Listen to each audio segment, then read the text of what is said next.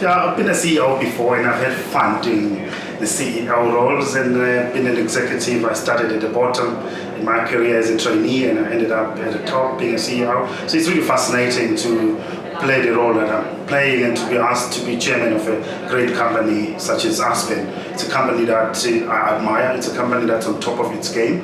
It's led and run by outstanding people, and it's really great to be part of a great company with great people.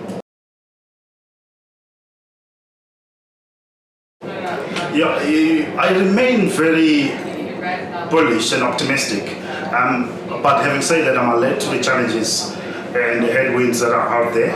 And going forward, I think it's really the prospects depend on what we do as South Africans, depend on the choices that we make as leaders in business, in government, and across other sectors of society as well. I think to the extent that we do the things that matter, we need the economy to grow, we need the economy to create more jobs.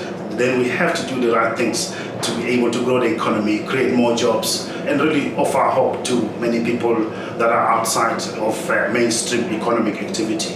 The challenge that we face as a country, it's really understanding that the global economy is not in good shape, and if it's not in good shape, it's inescapable that we are impacted, and sometimes actually impacted adversely, and therefore we need to redouble our efforts in terms of mitigating the adverse impacts of negative economic developments from the global economy.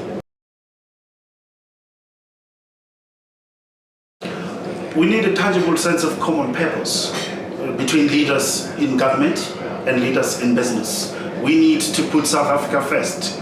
We need a mindset that really rallies everybody around what is good for South Africa. We all have to appreciate that if South Africa wins, we all win. And if South Africa loses, we all lose. So we really have to do what it takes to make South Africa to be a winning nation, to be a globally competitive nation, and that requires us to stop blaming each other. That requires business people to take their share of responsibility, government people to take their share of responsibility, and importantly also just deliberately build a culture of working together, a culture of reaching out and communicating more. I think the problem that we have is that invariably government and business communicate when there's a crisis. We need to be able to communicate even when there are no crises, so that we can be able to shape the future that we want for the South African economy. And we cannot succeed if we don't have trust between government and business and civil society.